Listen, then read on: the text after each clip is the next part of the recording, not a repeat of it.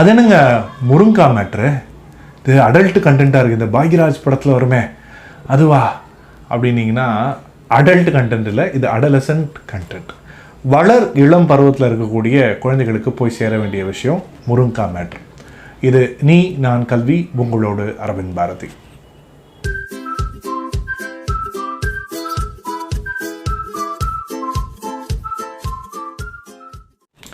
இந்த டூம் ஸ்க்ரோலின்னு சொல்லுவாங்க. சும்மா ஃபோனை வச்சுக்கிட்டு நோண்டிக்கிட்டே இருக்கும்பொழுது டைம் கிடைக்கும் போது மொரிங்கா, MORINGA அப்படின்னு நீங்கள் ஏதோ ஒரு தேடுபொறி கூகுள்லையோ பிங்லையோ யாகுலையோ எல்லாம் தேடி பாருங்கள்.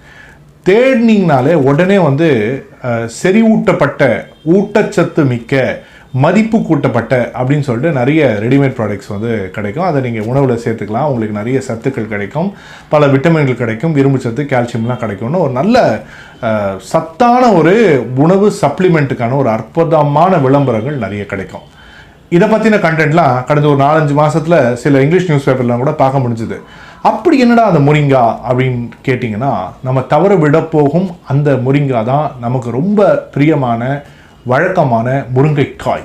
ஆமாம், இந்த முருங்கை அப்படின்னு எடுத்துக்கும் பொழுது இதனுடைய கீரை மட்டும் கிடையாது, காய் மட்டும் கிடையாது, அதனுடைய பட்டை, அதனுடைய பூ, இதெல்லாமே மருத்துவ பயன்கள் கொண்டது. இதெல்லாம் சொன்னால் இது ஒரு சித்த மருத்துவ குறிப்பு சொல்லக்கூடிய ஒரு நிகழ்ச்சியாயிடும், இல்லை இயற்கை மருத்துவ நிகழ்ச்சியாயிடும். அங்கேயும் வரல.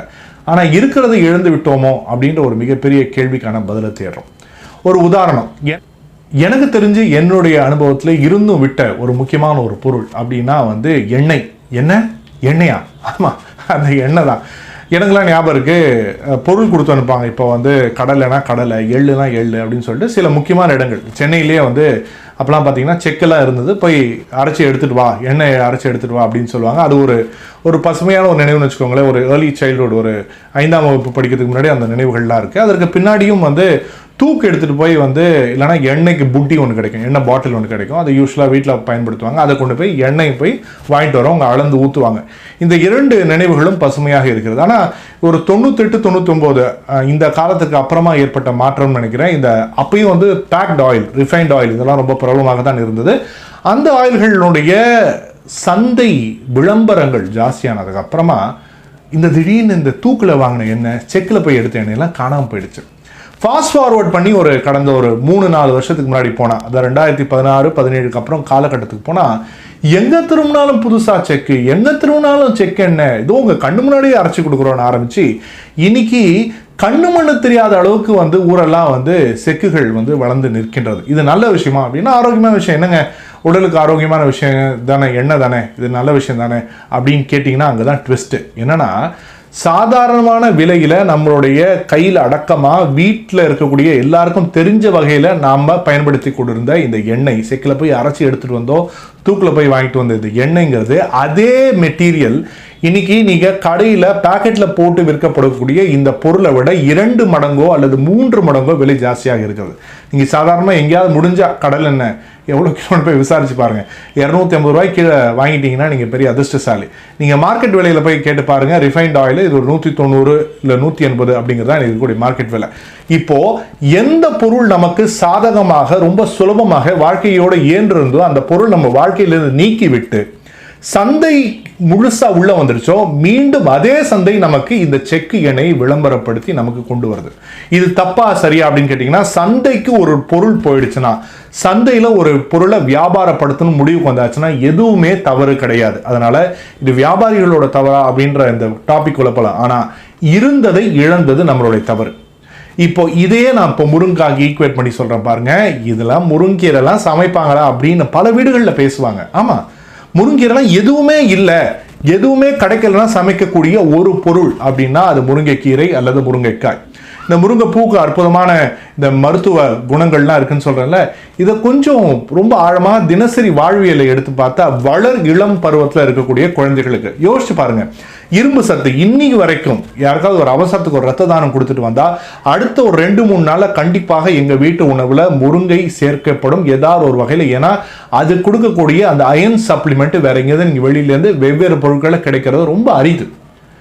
இங்கே மட்டும் கிடையாது, கால்சியம் ஆகட்டும், இல்லை விட்டமின் பி, விட்டமின் B2, அது மட்டும் இல்லாமல் இருக்கக்கூடிய வைட்டமின் சி, இந்த மாதிரியான ரொம்ப உணவுக்கும் உடலுக்கும் உயிருக்கும் பெரிய அளவுக்கு சப்போர்ட் பண்ணக்கூடிய அந்த ஒரு பொருளை நம்ம தொடச்சிக்கிட்டு வரோம்.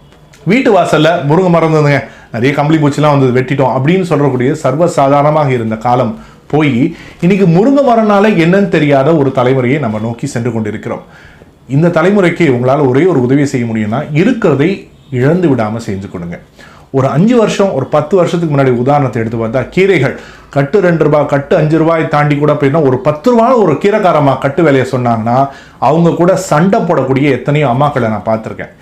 இன்னைக்கு ஒரு கடையில் போய் ஒரு கீரை கட்டை நீங்கள் 20 ரூபாய்க்கு கம்மியாகவும் 30 ரூபாய்க்கு கம்மியாகவும் கேட்டிங்கன்னா கீரைக்காரங்க உங்களை கண்ணாமின்னான்னு திட்டுவாங்க. அப்போது ஒரு பொருள் முழுமையாக சந்தை பொருளாக மாறிடுச்சு அப்படின்னா அந்த பொருள் உங்களுடைய கட்டுப்பாட்டில் இருக்காது. என்ன அப்படி பெரிய மேட்ரு, இந்த அடல்ட் மேட்டர் தானே சொல்றீங்க, ரெப்ரடக்டிவ் செல்ஸுக்கு தானே அது பெருசாக ஹெல்ப் பண்ணுது அப்படிலாம் நீங்கள் பேசுனீங்க அப்படின்னா இது உங்கள் சினிமாவில் பார்த்த இல்லை பாக்யராஜ் அவர்களுடைய அந்த திரைக்கதையில் வந்து அந்த ஒரு விஷயத்தோடு நிற்கக்கூடிய முருங்கை அல்ல. முருங்கையினுடைய மரத்தினுடைய பூவினுடைய இலையினுடைய ஒவ்வொரு பொருளும் உணவில் சேர்க்கக்கூடிய அற்புதமான ஒரு தன்மையுடையது. இன்றைக்கும் உங்கள் வீட்டு குழந்தைங்களுக்கு ஒரு 12 வயசுக்கு அப்புறமா அவங்களுடைய அந்த வளர்ச்சி காலம் இந்த மாதவிடாயை நோக்கிலாம் பயணப்படுறாங்கன்னு வச்சுக்கோங்களேன், வயிற்று வலிக்கு அந்த முருங்கை ஈர்க்குன்னு சொல்லுவாங்க பாருங்க, அதை விட ஒரு சிறந்த மருந்து கிடையாது. இது வீட்டில் செய்கிற ஒரு எளிமையான உணவு, ஆனால் ஒரு மிகச்சிறந்த மருந்து. தோல் வியாதிகளுக்கு சரும வியாதிகளுக்கு முருங்கை ஒரு மிகப்பெரிய பலன் அளிக்கக்கூடிய ஒரு அழகான ஒரு சப்ளிமெண்ட். அதையும் தாண்டி நான் சொன்ன மாதிரி இரும்பு சத்தாகட்டும் கேல்சியம் குழந்தைகளுடைய வளர்ச்சிக்கு, இதையும் தாண்டி ஆண் குழந்தைகளாக இருந்தாங்கன்னா அவங்களுக்கு இந்த ரெப்ரொடக்டிவ் செல்ஸ் அவங்களுடைய வளர்ச்சிக்கு மிகப்பெரிய ஒரு உறுதுணையை கொடுக்க முடியும்னா நிச்சயமாக எல்லா உணவுகளையும் சேர்த்து பார்க்கும்பொழுது முருங்கை தனித்து நிற்கின்றது. இருக்கிறத இழந்துடாமல் பார்த்துக்கோங்க. அன்னைக்கு போன அந்த எண்ணெய் மாதிரியோ இல்லை முந்தானத்து போன கீரை மாதிரியோ முருங்கையும் சீக்கிரம் தொலைஞ்சிரும். ஆமாங்க, நார்த்துலலாம் அதாவது வடக்கு மாநிலங்கள்லாம் இப்போ பெரிய விஷயமா பேசிகிட்டு இருக்காங்க, எங்கேயாவது முருங்கை மரம் வைக்க முடிஞ்சா வைங்கள, நாங்கள் சப்போர்ட் பண்ணுறோம் அப்படின்லாம் பேசிகிட்டு இருக்காங்க. ஆனால் இங்கே இந்த மரத்தை வெட்டணும், முருங்கை மரத்தை எப்போ வெட்டலாம், இந்த கேள்வியை தவிர்த்துருவோம். இது நீ நான் கல்வி, உங்களோடு அரவிந்த் பாரதி.